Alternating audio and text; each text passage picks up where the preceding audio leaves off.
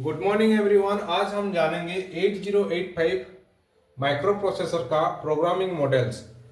Micro processor का programming models हम देखेंगे कि एक माइक्रो प्रोसेसर को प्रोग्राम करने के लिए हमको कौन सा जो रजिस्टर है माइक्रो प्रोसेसर में लगा रहता है उसका डिटेल्स हम स्टडी करेंगे। तो माइक्रो प्रोसेसर का प्रोग्रामिंग मॉडल जानने से पहले उसका अगर हम कंस्ट्रक्शन देखेंगे, कंस्ट्रक्शन अगर हम देखेंगे तो इसमें जनरली 8 रजिस्टर रहता है। 8 रजिस्टर रहता है। 8 रजिस्टर क्या क्या है? 1 2 3 4, 4 तो ये हो गया। इसमें आ जाएगा ए, इसमें flag B C A B C D E H और एल। ये 8 रजिस्टर रहता है जिसके हेल्प से हम 8085 माइक्रो प्रोसेसर को हम प्रोग्राम करते हैं और प्रोग्राम करने के बाद वो प्रोग्राम को हम एग्जीक्यूट करते हैं। तो जो 8 रजिस्टर है वो क्या क्या किस में डिनोट करते हैं? A B C D E F L. लेकिन इसमें 7 तो रजिस्टर है और ये जो फ्लैग रजिस्टर बोलते हैं इसको रजिस्टर भी बोलते हैं, लेकिन इसमें मेनली फ्लैग में फ्लिप फ्लॉप रहता है। क्या रहता है? फ्लिप फ्लॉप रहता है।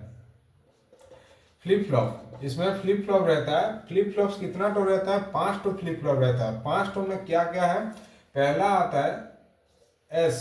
एस दैट मीन्स साइन, ये साइन, इसको बोलते हैं साइन फ्लिप फ्लॉप्स। सेकेंड में क्या आता है? जेड, जिसको बोलते हैं zero flip flops, zero flip flops. Third में आता है AC that means auxiliary flip flops, auxiliary flip flops. And 4 में आता है parity, parity flip flops. And last 5 में आता है कैरी, कैरी, इसको बोलते हैं कैरी फ्लिप फ्लॉप्स। और इसको डिनोट करते हैं COI से, इसको डिनोट करते हैं COI से और इसका नाम है कैरी फ्लिप फ्लॉप। ये 5 तो फ्लिप फ्लॉप इसमें कॉन्सिस्ट होता है। और ये जो है ए को हम इसका सिंबल ए में डिनोट कर रहे हैं, लेकिन ये जो है एक्चुअल में 8 बिट रजिस्टर है। इसका नाम है एक्यूमुलेटर्स, इसका नाम है एक्यूमुलेटर्स, ठीक है, इसका नाम है एक्यूमुलेटर्स। तो ये सब, ये जो जितना 8 जो दिखे ये सब के सब 8 बिट रजिस्टर है। ये सब 8 बिट रजिस्टर है, 8 बिट का रजिस्टर रहता है ये, ठीक, 8 बिट रजिस्टर्स। और उसको हम प्यार में भी कन्वर्ट कर सकते हैं। डस्टबिन जैसे कि BC registers, DE registers, HL registers, ऐसा प्यार में हम कन्वर्ट कर सकते हैं जब हमको रिक्वायर्ड होगा। क्या रिक्वायर्ड होगा? 16 बिट का ऑपरेशन अगर हमको रिक्वायर्ड हुआ तो हम इसको प्यार करके भी यूज कर सकते हैं। BC DE HL ऐसा प्यार हो सकता है, लेकिन BD DH ऐसा प्यार नहीं हो सकता, ठीक है। तो ये तीनों कंडीशन में हम इसको प्यार करके हम 16 बिट में कन्वर्ट कर सकते हैं। तो इतना 8 रजिस्टर हो गया, 5 फ्लिप फ्लॉप हो गया, ठीक। देन उसके बाद हम देखेंगे और 2 मेन इंपोर्टेंस पार्ट है इसका। 2 16 बिट रजिस्टर रहता है। एक स्टैक पॉइंटर, स्टैक पॉइंटर्स ये कितना रहता है? 16 बिट का रहता है, रजिस्टर रहता है।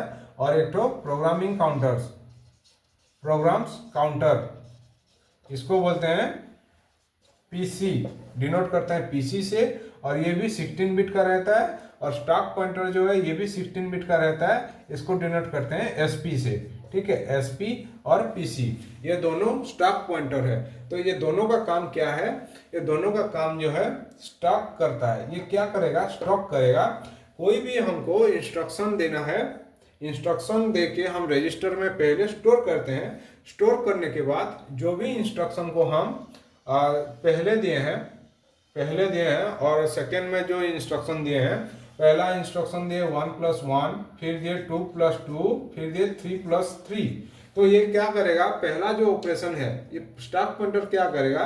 पहला एग्जीक्यूट करने के लिए पहला ये स्टॉक को भेजेगा, 1 + 1 को पहला एग्जीक्यूट करने के लिए भेजेगा। देन ये जैसे ही एग्जीक्यूट के लिए आउट हो जाएगा, ये तुरंत लेके 2+2 को यहाँ पे क्या करेगा, स्टॉक पॉइंटर में स्टॉक करके रखेगा कि इसके बाद तू जाएगा बोल के, इसके बाद तू एग्जीक्यूट होगा बोल के इसको जाके स्टॉक करेगा। ये जैसे ही एग्जीक्यूशन के लिए चला गया, जैसे ही एग्जीक्यूशन के लिए चला गया, फिर तीसरा ये 3+3 को ये लेके यहाँ पे स्टॉक करेगा। तो मेनली जो स्टॉक पॉइंटर है ये क्या करेगा, स्टॉक करने का काम करता है। और जो भी एग्जीक्यूशन होता है, जैसे कि पहले 1+1 का एग्जीक्यूशन हुआ, उसका जो रिजल्ट निकल के आया 2, इसको लेके पहले क्या करेगा, ये भी स्टॉक में रखेगा, ये भी स्टॉक में रखेगा। और ये जो 2+2 में जो पहले ये हुआ 2+2 का जो रिजल्ट आया, ये भी जाके यहाँ पे स्टॉक होगा, 2+2 4, ठीक है। तो जो पहला एग्जीक्यूशन हुआ, जो पहला एग्जीक्यूशन हुआ वो जाके स्टोर हुआ, फिर सेकेंड में जो हुआ वो जाके स्टोर हुआ, और फिर थर्ड में जो हुआ 3+3 = 6, जो थर्ड में ऑपरेशन हुआ 6 का, ये भी स्टोर हुआ। लेकिन यहाँ पे क्या होगा, fast in last out, fast in last out, ये वाला कॉन्सेप्ट फॉलो करता है। इसको बोलते हैं फिलो, फास्ट इन लास्ट आउट। जो फास्ट इन होगा, जैसे कि 1+1 दैट मीन्स 2, ये जाके क्या हुआ, स्टॉक पॉइंटर में स्टॉक हुआ, ये ऑपरेशन स्टॉक हुआ, तो 2 पहले क्या आएगा, पहले 2 स्टॉक हुआ, फिर क्या हुआ 2+2 = 4 का ऑपरेशन सेकेंड में हुआ, तो ये जाके इसका ऊपर में 2 का ऊपर में स्टोर हुआ, और फिर क्या हुआ 3+3 = 6 जो है ये 4 का ऊपर में स्टॉक हुआ। तो क्या होगा, जो फास्ट इन हुआ, वो फास्ट जो इन हुआ है, देखिए स्टॉक में जो फास्ट इन हुआ है कौन, 2 जो इन हुआ है, लेकिन निकलने टाइम क्या होगा, ये लास्ट में आउट होगा, ये जो 2 है ये लास्ट में आउट होगा। तो पहला कौन आउट होगा, पहला हमको शो करेगा 6, फिर 4, फिर 2, ठीक है। फास्ट इन लास्ट आउट, ऐसा इस अपना इसमें फिलो में ये वर्क करता है, फास्ट इन लास्ट आउट, ठीक है। इस तरह से जो स्टॉक पॉइंटर है स्टॉक करता है, प्रोग्राम को स्टॉक करता है, और जो भी आउटपुट है उसको भी स्टॉक करता है। स्टॉक पॉइंटर जो है स्टॉक करता है 16 बिट का रहता है, 16 बिट का रजिस्टर है, जो कि प्रोग्राम का आउटपुट को और प्रोग्राम जो इनपुट है उसको स्टॉक करके रखता है। देन प्रोग्राम काउंटर्स क्या करेगा,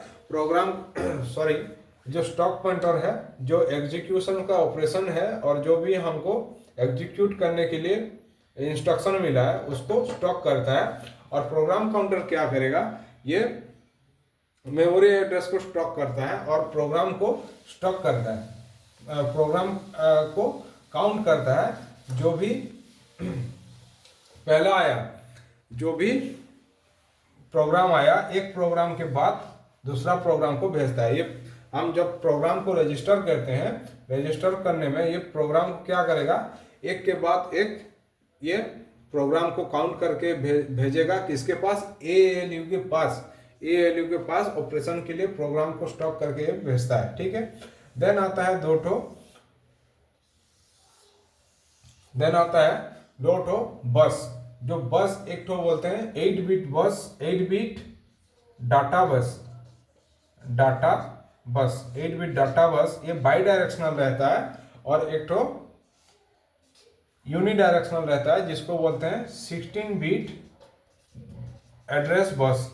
16 बिट एड्रेस बस, ये एड्रेस बस सिर्फ मेमोरी एड्रेस को ट्रेस करता है और मेमोरी एड्रेस का सिग्नल को भेजता है। और 8 बिट डाटा बस जो है, जो हमारा प्रोग्राम्स है और जितना भी 8 बिट का डाटा रहता है, ये सब 8 बिट डाटा में ट्रांसफर होते हैं किसके पास, ALU के पास। पूरा ऑपरेशंस, इतना पूरा प्रोग्राम जो है इतना रजिस्टर में हमारा सीमित है। और ये रजिस्टर को हम स्टॉक पॉइंटर का दूसरा कॉन्सेप्ट है और प्रोग्राम काउंटर का दूसरा कॉन्सेप्ट है। ये एक तो भास्ट चैप्टर है, ये भी एक तो भास्ट चैप्टर है, उसका मैं डिटेल स्टडी करेंगे तब जाके हम जान पाएंगे कि इसका ऑपरेशन कैसा रहता है। तो जनरली जो 8085 माइक्रो प्रोसेसर का प्रोग्रामिंग मॉडल होता है, ये 8 रजिस्टर को कंसिस्ट करता है। 8 बिट का 8 रजिस्टर, 8 बिट का 8 रजिस्टर, पहला ABCDEHL और जो फ्लैग है ये भी 8 बिट रजिस्टर है, बट इसमें 5 तो फ्लिप फ्लॉप रहता है। फ्लिप फ्लॉप का नाम क्या है, पहला एस है, फिर जेड है, S Z A C P और सी वाई।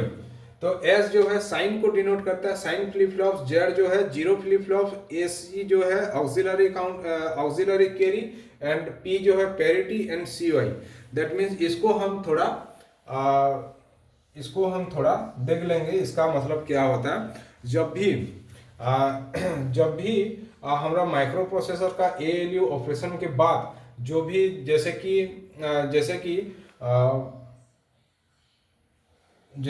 0 + 0 = 0, अगर 0 हुआ तो यहाँ पे क्या करेगा, 0 पे 1 इंडिकेशन होगा, दैट मीन्स ये सेट हो जाएगा।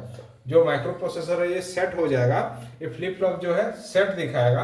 अदरवाइज ये अगर 0 नहीं है, यहाँ पे अगर 0 नहीं है तो ये रीसेट रहता है, ये हमेशा रीसेट कंडीशन में रहता है। ठीक, अगर 1 है तो सेट है, 0 है तो रीसेट कंडीशन, दैट मीन्स ये 0 दिखाएगा तो रीसेट कंडीशन में रहेगा। और साइन जो है, साइन का हम जानेंगे। देन ऑक्सिलरी कैरी क्या होता है। ऑक्सिलरी कैरी जानने के लिए इसका जो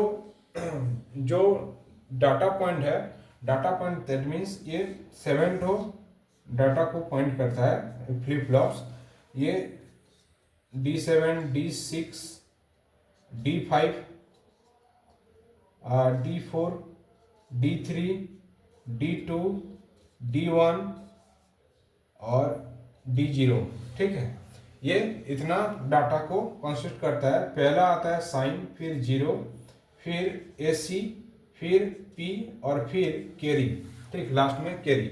जब AC का बात आता है, ये ऑक्सिलरी, ये जो है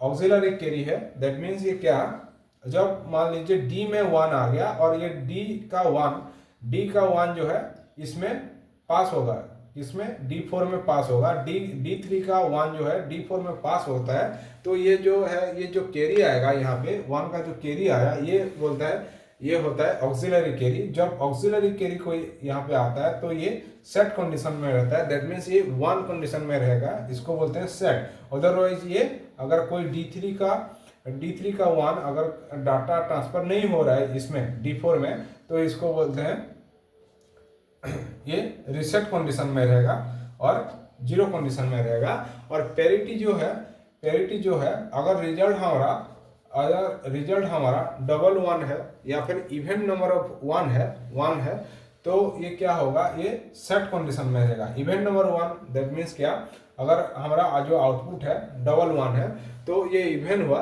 तो ये क्या होगा, सेट पोजीशन में रहेगा, दैट मीन्स ये 1 पोजीशन में रहेगा। या फिर अगर ऑड नंबर का है, 111 है या फिर 5 तो 1 है, तो हमारा ये क्या होगा, रिसेट कंडीशन में रहेगा, 0 कंडीशन में रहेगा रिसेट।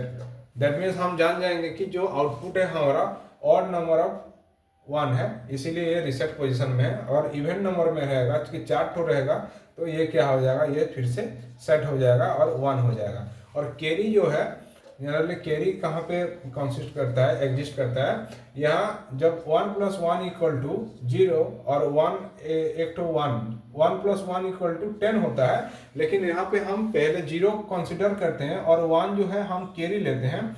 जब कैरी लेते हैं तो जो ये 1 अगर कैरी कुछ ऐसा ऑपरेशन आया जहाँ पे कैरी हमको 1 लेना पड़ा, तो वहाँ पे कैरी कंडीशन में ये सेट दिखाता है। अगर कैरी नहीं गया, कुछ भी कंडीशन आया जिसमें कैरी नहीं गया, तो ये क्या होगा, ये रीसेट कंडीशन में दिखाएगा और इसको बोलते हैं रीसेट। ठीक, और ये जो साइन है, साइन कब दिखाता है, जब S7 में कोई 1 आया, S7 जो डाटा है S7, इसमें अगर 1 आया तो यहाँ पे सेट दिखाएगा, अगर 0 आया तो यहाँ पे रीसेट दिखाएगा। तो इतना था प्रोग्रामिंग मॉडल्स। और बाकी स्टैक पॉइंटर और प्रोग्राम काउंटर्स इसका दूसरा कॉन्सेप्ट है और दूसरा चैप्टर पूरा देखना पड़ेगा। तो आज के लिए इतना ही। अगर ये वीडियो आपको इन्फॉर्मेटिव लगा है तो प्लीज़ वीडियो को लाइक, शेयर एंड सब्सक्राइब कर दीजिएगा। Thank you.